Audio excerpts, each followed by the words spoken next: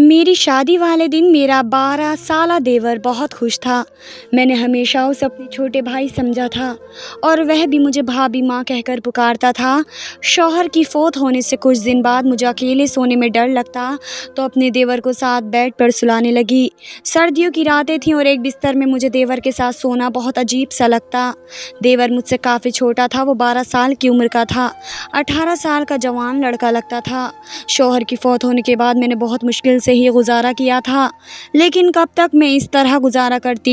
اس سے سوچا کہ دیکھوں تو صحیح کہ دیور کا رد عمل کیا ہوتا ہے۔ آدھی رات ہوئی تو دیور کو ہلا کر دیکھا تو گہری نیند میں تھا، لیکن ہاتھ لگاتے ہی میری آنکھیں حیرت سے پھٹی کی پھٹی رہ گئیں، کیونکہ میرے دیور کا 7 انچ تو 2 دن پہلے ہی میرا شوہر اس دنیا سے رخصت ہو گیا تھا۔ میرے گھر میں میرے ساس سسر اور ننندیں بھی نہیں تھیں۔ میرے شوہر کا اس دنیا میں اپنے چھوٹے بھائی کے علاوہ اور کوئی نہیں تھا۔ زید کی عمر صرف 12 سال تھی، وہ مجھ سے چھوٹا تھا۔ زندگی میں نے کبھی اسے چھوٹے بھائی سے زیادہ کچھ نہیں سمجھا تھا۔ میرا دیور 12 سال کا تھا، میں نے اسے ہمیشہ ہی بچہ سمجھا تھا۔ جب میری شادی ہوئی تھی تو وہ میری شادی والے دن بھی بہت زیادہ خوش تھا، کہتا تھا کہ مجھے نئی امی مل گئی۔ لیکن میری امی مجھے یہ سمجھاتی رہتی کہ بیٹا تمہارا دیور تمہارا محرم نہیں ہے، اس سے فاصلے پر رہنا، تھوڑے عرصے کے بعد وہ بڑا ہو جائے گا، پھر اس کا اور تمہارا پردہ لازم ہوگا، اس لیے تم ابھی سے اسے عادت ڈالو کہ وہ تمہارے کمرے میں بنا روک ٹوک نہ آیا کرے۔ میں نے بہت بار دیکھا کہ تمہارا دیور بنا وجہ منہ اٹھائے تمہارے کمرے میں آ جاتا ہے۔ بیٹی تمہیں ایسا نہیں کرنا چاہیے، تم ایک شادی شدہ لڑکی ہو تو تمہیں اپنے شوہر کی بھی پرواہ کرنی چاہیے۔ لیکن مجھے یہ نہیں پتا تھا کہ وہ دنیا چھوڑ کر رخصت ہو جائیں گے۔ میری زندگی میں آفت آ گئی، میرا رو رو کر برا حال تھا۔ رات کے 12 بجے گئے تھے، میرا دیور زید بھی ابھی تک گھر نہیں آیا تھا، وہ شاید اپنے بھائی کے رشتہ داروں کے ساتھ مصروف تھا۔ میرا دل مطمئن اسی حوالے سے تھا کہ چلو وہ گھر نہیں آتا تو زیادہ اچھی بات ہے، کیونکہ اگر وہ گھر آ گیا تو مجھے بھی غیر محفوظ سا محسوس ہوگا۔ مجھے رہ رہ کر اماں کی باتیں یاد آتی تھی، لیکن اسی لمحے گھر کے دروازے پر دستک ہوئی، میرا دل اچھل کر حلق میں آ گیا۔ میں نے سوچا کہ پتہ نہیں کون ہوگا، مگر باہر سے زید کی آواز آئی، بھابھی دروازہ کھولے، میں ہوں۔ میں نے ڈرتے ڈرتے ہی دروازہ کھولا۔ آج تو مجھے یہ گھر جنگل جیسا معلوم ہو رہا تھا اور زید مجھے چھوٹا سا بھیڑیا لگ رہا تھا۔ پتہ نہیں کیوں میں اس کے بارے میں ایسا سوچنے لگی تھی۔ بھابھی آپ نے کھانا کھایا؟ اس نے مجھ سے معصومیت سے پوچھا۔ نظریں جھکی ہوئی تھی اور ساتھ ہی ہاتھ میں ایک تھیلی رکھی ہوئی تھی۔ لو یہ چاول ہیں، چاول تیل والے لگتے ہیں۔ اس نے ایک پلیٹ میں چاول ڈالے اور میرے سامنے لا کر رکھ دیے۔ بھابھی مجھے کھانا بنانا نہیں آتا، میں آپ کے لیے باہر سے لے کر آیا ہوں، آپ کھا لیں ورنہ یوں ہی بھوکی مر جائیں گی۔ میں اپنے بھائی کے بعد اپنی ماں کو نہیں کھونا چاہتا۔ زید کی آنکھوں میں بھی آنسو تھے، کہنے کو تو وہ مجھ سے ماں ہی کہہ رہا تھا، مگر پھر بھی اماں کی باتیں میرے ذہن سے نکل نہیں رہی تھی۔ بھابھی آپ کو فکر کرنے کی ضرورت نہیں، میں آپ کا سہارا بنوں گا، آپ اس گھر سے بھی مت جائیے گا۔ وہ بڑی جذباتی باتیں کر رہا تھا، مگر میرے ذہن میں بہت سارے اندیشے مٹک رہے تھے۔ پھر اس نے ایک عجیب بات بولی، بھابھی آپ اس کمرے میں سو جائیں، دوسرا کمرہ تو چھت کے قریب ہے، مجھے پتہ نہیں کیوں ایسا لگتا ہے کہ آپ کو چھت والے کمرے کے ساتھ نہیں ہونا چاہیے، اور اب تو سب لوگوں کو پتہ ہے کہ ہمارے گھر میں فوت ہو گئی ہے، تو کوئی بھی بری نیت سے ہمارے گھر آ سکتا ہے۔ میں حیران تھی کہ زید اتنی چھوٹی عمر میں ایسی باتیں کیوں کر رہا ہے، کیا اسے کسی نے کچھ کہا ہے؟ مگر فی الحال جو بات اس نے کی تھی مجھے ٹھیک ہی لگی تھی۔ میں اس کے کمرے میں چلی گئی۔ زید کا کمرہ دوسری طرف تھا، جبکہ میں اور میرا شوہر چھت کے قریب والے کمرے میں رہتے تھے۔ مجھے بہت عجیب لگ رہا تھا، آج پہلی بار میں اپنے کمرے کے علاوہ کہیں آئی تھی، مگر جو کچھ میں نے اپنے دیور کے کمرے میں دیکھا میری تو آنکھیں پھٹی کی پھٹی رہ گئی۔ تو کمرے کا دروازہ بند کرتے ہی میری نظر ایک ایسی چیز پر پڑی جس نے میرے ہوش اڑا دیے۔ ویسے تو وہ 12 سال کا بچہ ہی لگتا تھا، مگر اماں والی بات صحیح تھی کہ جو کچھ وہ فی الحال کر رہا تھا وہ ایک بڑا اور ایک سمجھدار آدمی ہی کر سکتا ہے۔ زید کے کمرے میں اپنا زیور دیکھ کر میرا دل ہول اٹھا تھا۔ میں نے تو اسے کئی جگہوں پر کئی تالوں میں چھپا رکھا تھا، مگر یہ سب کچھ زید کے ہاتھ کیسے لگ گیا؟ بات بڑی عجیب سیدھی تھی۔ میں دل میں سوچنے لگی کہ میں صبح ہوتے ہی اس سے اس بات کا سوال کروں گی، مگر اس وقت مجھے سخت نیند آ رہی تھی۔ میں نے دروازے کو اندر سے کنڈی لگا کر اچھی طرح لاک کر لیا اور پھر سونے کی تیاری کرنے لگی۔ پتہ نہیں کیوں مجھے بہت نیند آ رہی تھی، حالانکہ 2 دن سے مجھے زیادہ نیند نہیں آئی تھی، پر آج مجھے لگ رہا تھا جیسے زید کے لائے ہوئے چاول کھا کر میری آنکھوں پر بہت زیادہ نیند طاری ہو रही हो। मैंने दिल में सोचा कि कहीं चावल खाने से मुझे नींद तो नहीं आ रही, मगर इतना तो मुझे मौका ही नहीं मिला। जब मेरी आँख खुली तो सुबह के 10 बज रहे थे। मैं हैरान हो रही थी कि आज मुझे इतनी नींद कैसे आ गई, हालांकि 2 दिन से मुझे बिल्कुल नींद नहीं आ रही थी।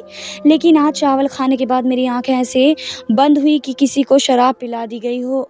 मैं हैरान हो रही थी, ऐसा होना तो नहीं चाहिए। दिल में बार बार एक ही ख्याल आ रहा था कि कहीं ज़ैद के लाए हुए चावलों को खाकर मैं बेहोश तो नहीं हो गई।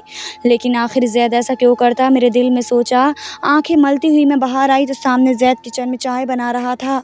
उसे देखकर मुझे बहुत बुरा लग रहा था। भाभी, आप सो गई थी, आपको बहुत अच्छी नींद आई है, उसने मेरी तरफ पुकारते हुए देखकर कहा था। तो मैंने उससे फीके लफ्ज़ों में यही कहा कि हाँ, आज मुझे बहुत ज़्यादा नींद आई। तो क्यों ना आती भाभी, मैंने आपको चावलों में सोने वाली गोली मिला कर दी थी। मैंने अपने दोस्तों को बताया था कि मेरी भाभी को नींद नहीं आती। उसने मुझे कहा कि तुम इस खाने में नींद की गोलियां मिला दो तो इससे वह आराम से सो जाएंगी। मैं हैरान हो गई कि ज़ैद इतनी घटिया हरकत कैसे कर सकता है। ज़ैद, तुम ऐसा सोच भी कैसे सकते हो? तुम अपनी भाभी को बेहोश करना चाहते थे?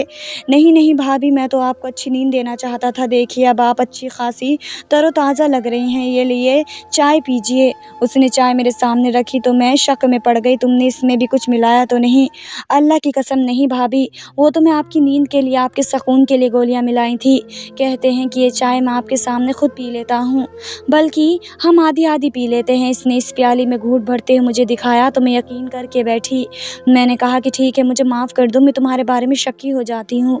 मैं ज़ैद का चेहरा देखती हूँ तो उसकी मासूमियत मुझे यकीन दिला जाती है, क्योंकि वाकई में उसके चेहरे पर बहुत ज़्यादा मासूमियत और शराफत थी। मैंने आज उसे कुछ नहीं कहा था। जानना चाहती थी कि वह आगे खुद से क्या कहेगा, क्योंकि जो कुछ मैंने उसके कमरे में देख कर आई थी उसकी तो कोई माफ़ी नहीं थी। थोड़ी देर बाद उसने खुद ही मुंह खोल दिया। भाभी, मैं आपके ज़ेवर बेचना चाहता हूँ। मेरा एक बहुत ही जानने वाला, मुखलिस और ईमानदार अंकल है।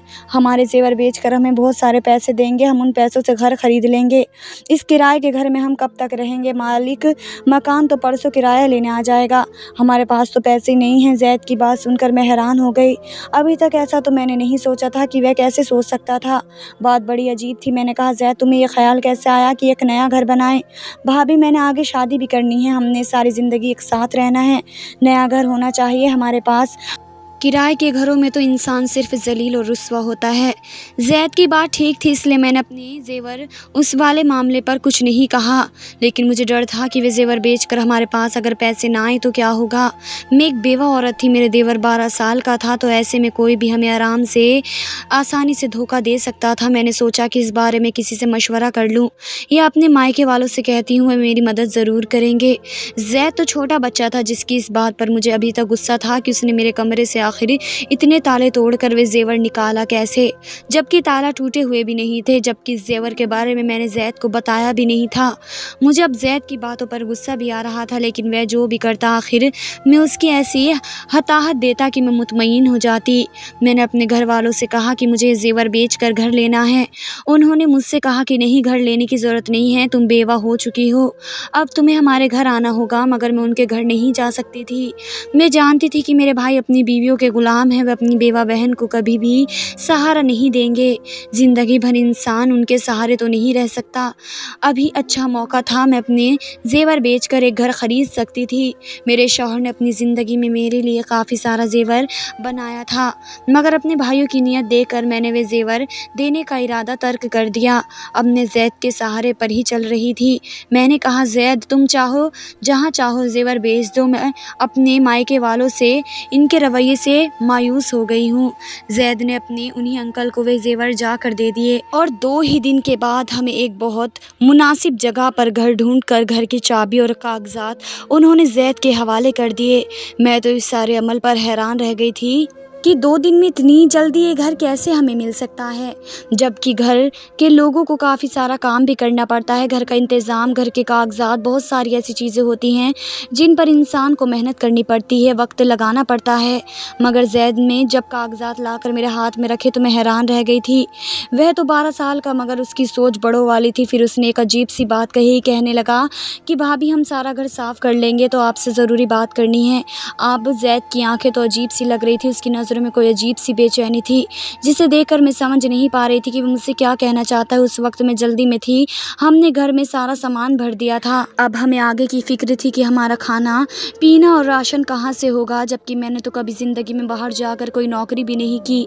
फिर ज़ैद यह क्यों कह रहा था कि उसे मुझसे कोई ज़रूरी बात करनी है। पता नहीं उसने मुझसे क्या बात करनी होगी। मेरे जहन में बहुत सारे सवाल थे, पर मैं फ़िलहाल चुप रहना चाहती थी। शाम को मैंने सारा सामान अपनी जगह पर रख दिया था। वैसे भी हमारा सामान मुख्तसर ही था। हमारे पास ज़्यादा माल दौलत नहीं थी जिसे हम लिए फिरते। मैंने सारा काम करने के बाद अच्छा सा खाना बनाया। मैं ज़ैद का इंतज़ार कर रही थी क्योंकि वह इस घर का हिस्सा था और मैं नहीं चाहती थी कि वह बाहर जाकर गंदा खाना खाए। मैंने उसके लिए खाना बहुत मेहनत से बनाया था, बिल्कुल वैसे ही जैसे अपने शौहर के वफ़ात से पहले बनाया करती थी। उसके हर किस्म के लाड प्यार के नखरे उठाया करती थी। बहुत सारा खाना बनाने के बाद मैंने टेबल पर रख दिया। ज़ैद के आने का इंतज़ार करने लगी, मगर आज वह घर नहीं आया। मुझे अजीब सा लग रहा था। उस वक्त घर पर होना चाहिए था जब रात के 10 बज रहे थे। भाई की वफ़ात से पहले तो वह शाम के तकरीबन 5 बजे तक घर आ जाया करता था और उसके बाद कभी घर से बाहर नहीं निकलता। हाँ, हम लोग जब बाहर आइसक्रीम खाने जाते तो वह हमारे साथ ज़रूर जाता, लेकिन अकेला तो कभी घर से बाहर नहीं गया। मुझे डर लग रहा था। मैं उसका इंतज़ार करने लगी, यहाँ तक कि रात के 12 बज गए। 12 बजे उसने दरवाजे पर दस्तक दी। मैंने गुस्से से दरवाज़ा खोला, उस पर बरस पड़ी।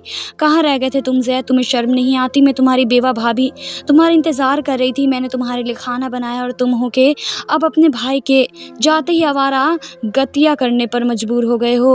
आखिर ऐसी कौन सी बात है जो तुम घर में नहीं कर सकते? बाहर जाना पड़ता है तुम्हें। दोस्तों को इधर ही बुला लिया करो। भाभी मैं ऐसा नहीं कर सकता। उसने नज़रें उठाकर मुझे ऐसे गुस्से में देखा कि मैं डर गई थी, मगर वह तो एक बच्चा ही था। मैंने दिल में सोचा मैं इसे डरा धमका तो सकती हूँ। मैं यही ख्याल करके उससे बात कर रही थी कि वह मुझ पर चिल्ला उठा, भाभी बस कर दे, मुझे अब आपकी कोई बात नहीं सुननी है और जो आपने खाना पकाया है वह आप खुद खा लें। ये कहकर वह अपने कमरे की तरफ चला गया। उस वक्त वह किसी 40 साल के मर्द जितने गुस्से में लग रहा था। मुझे इस पर बहुत अफसोस हो रहा था। मुझे इस पर अफसोस भी हो रहा था। वह गुस्से में था, कोई बात उसके पीछे ज़रूर हुई होगी। मैंने यही सोचकर उसके कमरे में जाकर दस्तक दी। उसने दरवाज़ा खोला, मुझे अजीब सी नज़रों से देखकर बोला, एक बात कहूँ भाभी, आप मुझसे शादी कर ले वरना आप काफिर हो जाएंगी। उसकी बात सुनकर मेरी आंखें फटी की फटी ही रह गई थी। तुम ऐसा सोच भी कैसे सकते हो कि मैं तुमसे शादी करूंगी? कहाँ गया तुम्हारा माँ वाला राग? तुम तो मुझे सुबह शाम माँ कहते हो, अब क्या हो गया? किसने तुम्हारा दिमाग ख़राब कर दिया है? यह बात, इतनी घटिया बात तुमने अपने जहन में सोची भी कैसे और फिर मुंह से कैसे निकाली? मैं गुस्से से आग बबूला हो गई थी। वे बिल्कुल इसी तरह बिना किसी शर्मिंदगी से मेरे सामने हाथ बांधे खड़ा मुझे टिकटिकी बांधे देख रहा था। मुझे उसकी नज़र से डर लगने लगा था। मैं एकदम बोलते बोलते चुप हो गई थी और वहीं से वापस मुड़ी और अपने कमरे में आकर बैठ गई। मैंने कमरे का दरवाज़ा अच्छी तरह से बंद कर लिया था। मेरा दिल ज़ोर ज़ोर से धड़क रहा था। मैं सोच भी नहीं सकती थी कि ज़ैद ऐसा निकलेगा और इस किस्म की बातें मुझसे करेगा। मैंने तो उसे हमेशा अपने बच्चों की तरह समझा था, मगर अभी मेरी औलाद पैदा नहीं हुई थी। लेकिन फिर भी ज़ैद के बारे में मेरे शौहर ने भी मुझे यही कहा था कि तुमने हमेशा उसे अपनी औलाद की तरह समझ कर पाला है। उसकी माँ नहीं है, अब्बा नहीं है, तुम ही उसका सब कुछ हो। ज़ैद की इन बातों ने मुझे बहुत तकलीफ़ दी। मैंने सोचा कि आज के बाद मैं ज़ैद से कोई बात नहीं करूँगी। कानूनन ये घर मेरे नाम था। मैं इस घर में खुद अकेली भी रह सकती हूँ। अगर किसी को मेरे साथ रहना हो तो अपनी मायके से किसी को बुला लूँगी, पर ज़ैद ने दोबारा ऐसी हरकत की तो मैं उसे घर से ज़रूर निकाल दूँगी। ये घर तो मेरे शौहर के पैसों का था और मेरे नाम पर था, लेकिन ज़ैद इसमें रहने का हक़ नहीं रखता था। अगर वह अपनी भाभी को इज़्ज़त नहीं दे सकता तो उसे देनी चाहिए। मेरी ख़ामोशी अब गुस्से में बदल गई थी। सुबह उठते ही मैंने ज़ैद के कमरे का दरवाज़ा ज़ोर ज़ोर से पीटना शुरू कर दिया। फिर मुझे एहसास हुआ कि उसके कमरे का दरवाज़ा तो अंदर से बंद नहीं था। मैंने जब बाहर से दरवाज़ा खोला तो आगे से कमरा खाली था। कमरे में कुछ नहीं था। ज़ैद कहाँ गया? मैं दिल में सोचने लगी। मेरा दिल गुस्से से पागल हो रहा था। मैंने बाहर वाले दरवाजे पर नज़र डाली तो दरवाज़ा बाहर से बंद था। इसका मतलब ज़ैद मुझे घर में कैद करके गया है। मैंने दिल में सोचा तो मुझे इससे नफ़रत होने लगी। इतना सा है, उम्र भी 12 साल है और हरकतें देखो। मैंने यही सोचकर अपने मायके जाने का फ़ैसला कर लिया, लेकिन फिर याद आया कि मैं तो इद्दत में हूँ। यूँ बार बार घर से निकलना अच्छी बात तो नहीं। बस यही सोचकर मैं बेबस होकर बैठ गई। शौहर की वफ़ात को महीना हो चुका था। उस एक महीने में ज़ैद कितना बदल गया था। میں دل میں سوچنے لگی کہ اللہ مجھے اولاد دے دیتا تو میں اس وقت زید کے سہارے نہ ہوتی، میں اپنی اولاد کے سہارے زندگی گزار لیتی، مگر اب میں سے کیا کہوں، میرا تو اس سے کوئی رشتہ بھی نہیں۔ جس شخص کی وجہ سے رشتہ تھا وہ تو مٹی تلے جا سویا۔ آج میں نے سوچ لیا تھا کہ زید آئے تو میں اس سے صاف صاف بات کروں گی۔ کیا وہ اس گھر میں نہیں رہ سکتا؟ رات کے تقریباً 6 بھی نہیں بجے تھے، یعنی ابھی رات شروع نہیں ہوئی تھی کہ میرے گھر کے دروازے پر زور زور سے دستک ہونے لگی۔ میں تو یہی سمجھی کہ باہر زید ہوگا، پر جب میں نے دروازہ کھولا تو سامنے 3-4 آدمی کھڑے تھے۔ یہ آدمی بہت عجیب غصے میں لگ رہے تھے، ملا تھے، ان کے چہرے پر داڑھیاں سجی تھی جیسے اسلام کے ٹھیکیدار یہی ہوں۔ انہوں نے جو بات مجھ سے کہی وہ تو بہت حیران کر دینے والی تھی، بلکہ مجھے دکھی کر دینے والی تھی۔ بی بی تم یہاں اکیلی رہتی ہو؟ جی ہاں میں اکیلی رہتی ہوں، جھوٹ بول رہی ہو، یہ اس کا دیور بھی اس کے ساتھ ہی رہتا ہے، ابھی بھی گھر میں ہی ہوگا۔ یہ لوگ پتہ نہیں اس محلے میں کیا سمجھتے ہیں، محلے کو گندا کر رہے ہیں۔ میں تو کہتا ہوں کہ انہیں یہاں سے بے گھر کر دینا چاہیے، ایسے لوگوں کا اس محلے میں رہنا ٹھیک نہیں۔ دوسرا آدمی بولا، کیوں بھائی صاحب ہم نے کیا کیا ہے؟ ارے بی بی تم نے کیا کیا ہے یہ تم ہم سے پوچھ رہی ہو؟ تم اپنے 12 سال دیور کے ساتھ اس گھر میں اکیلی رہتی ہو، تمہیں پتہ ہے کہ تمہارا شوہر مر گیا ہے، اب تم بیوہ ہو گئی ہو، اپنے ماں باپ کے گھر جاؤ، اگر یہاں رہنا ہے تو شرافت سے رہو، یہاں ہماری بھی بہنیں بیٹیاں اور بھی رہتے ہیں، ایسے لوگوں کو ہم محلے میں برداشت نہیں کر سکتے۔ ان آدمیوں پر مجھے غصہ تو بہت آیا، مگر میں اس سے الجھنا نہیں چاہتی تھی، میں نے اس کے منہ پر ہی دروازہ بند کر دیا۔ آنکھوں سے آنسو بہنے لگے، زید پر مجھے غصہ آ رہا تھا، یہ سب اسی کا کیا دھرا تھا۔ میں نے دل میں سوچا، اپنا سامان میں نے باندھنا شروع کر دیا، کیونکہ اب یہاں رہنا میرے لیے مشکل ہو چکا تھا۔ میں جانتی تھی کہ زید نے یہ ساری باتیں میرے بارے میں ایسے پھیلائی ہوں گی جیسے میں کوئی بہت گنہگار عورت ہوں۔ سچ کہتے ہیں دنیا کے لیے عورت کو کھا جاتی ہے، اللہ پاک سب کی عزتوں کی حفاظت فرمائے۔